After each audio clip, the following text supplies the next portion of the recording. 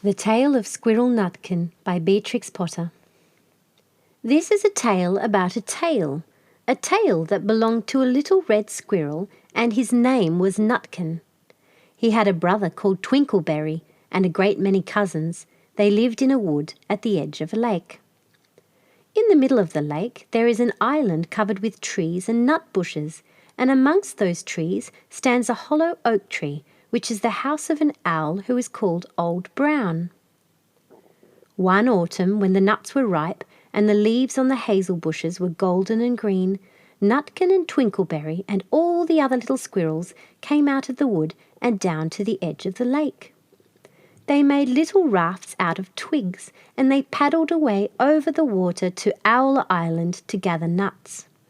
Each squirrel had a little sack and a large oar, and spread out his tail for a sail. They also took with them an offering of 3 fat mice as a present for Old Brown, and put them down upon his doorstep.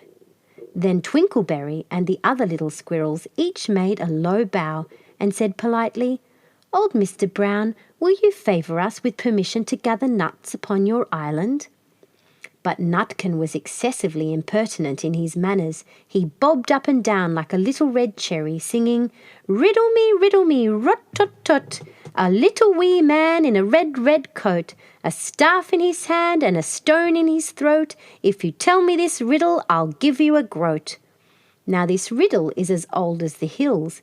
Mr. Brown paid no attention whatever to Nutkin. He shut his eyes obstinately and went to sleep. The squirrels filled their little sacks with nuts and sailed away home in the evening. But the next morning they all came back again to Owl Island, and Twinkleberry and the others bought a fine fat mole and laid it on the stone in front of Old Brown's doorway, and said, "Mr. Brown, will you favour us with your gracious permission to gather some more nuts?" But Nutkin, who had no respect, began to dance up and down, tickling old Mr. Brown with a nettle and singing, "Old Mr. B, riddle me ree, hitty-pitty within the wall, hitty-pitty without the wall. If you touch hitty-pitty, hitty-pitty will bite you." Mr. Brown woke up suddenly and carried the mole into his house. He shut the door in Nutkin's face. Presently a little thread of blue smoke from a wood fire came up from the top of the tree, and Nutkin peeped through the keyhole and sang, "A house full, a hole full, and you cannot gather a bowl full." The squirrels searched for nuts all over the island and filled their sacks, but Nutkin gathered oak apples, yellow and scarlet, and sat upon a beech stump playing marbles and watching the door of old Mr. Brown. On the 3rd day the squirrels got up very early and went fishing. They caught 7 fat minnows as a present for Old Brown. They paddled over the lake and landed under a crooked chestnut tree on Owl Island.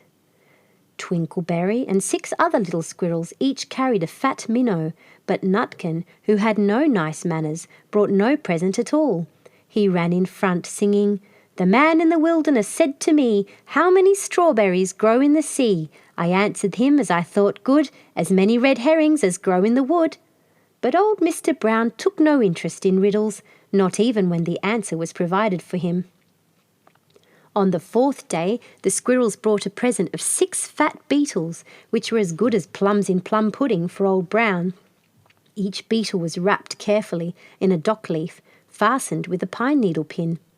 But Nutkin sang rudely as ever, "Old Mr. B, riddle me ree, flower of England, fruit of Spain, met together in a shower of rain, put in a bag tied round with a string. If you'll tell me this riddle, I'll give you a ring." Which was ridiculous of Nutkin, because he had not got any ring to give to old Mr. Brown. The other squirrels hunted up and down the nut bushes, but Nutkin gathered robin's pincushions off a briar bush and stuck them full of pine needle pins. On the 5th day the squirrels brought a present of wild honey. It was so sweet and sticky that they licked their fingers as they put it down upon the stone. They had stolen it out of a bumblebee's nest on the tippity-top of the hill. But Nutkin skipped up and down, singing, "Hum-a-bum, buzz-buzz, hum-a-bum, buzz. As I went over Tipple-tine, I met a flock of bonny swine. Some yellow-nacked, some yellow-backed. They were the very bonniest swine that ever went over Tipple-tine." Old Mr. Brown turned up his eyes in disgust at the impertinence of Nutkin, but he ate up the honey. The squirrels filled their little sacks with nuts, but Nutkin sat upon a big flat rock and played ninepins with a crab-apple and green fir cones. On the 6th day, which was Saturday, the squirrels came again for the last time. They bought a new laid egg in a little rush basket as a last parting present for Old Brown. But Nutkin ran in front, laughing and shouting, "Humpty Dumpty lies in the beck, with a white counterpane around his neck. 40 doctors and 40 wrights cannot put Humpty Dumpty to rights." Now old Mr. Brown took an interest in eggs. He opened one eye and shut it again, but still he did not speak. Nutkin became more and more impertinent. "Old Mr. B, old Mr. B, hickamore, hickamore, on the king's kitchen door. All the king's horses and all the king's men couldn't drive hickamore, hackamore off the king's kitchen door." Nutkin danced up and down like a sunbeam, but still Old Brown said nothing at all. Nutkin began again.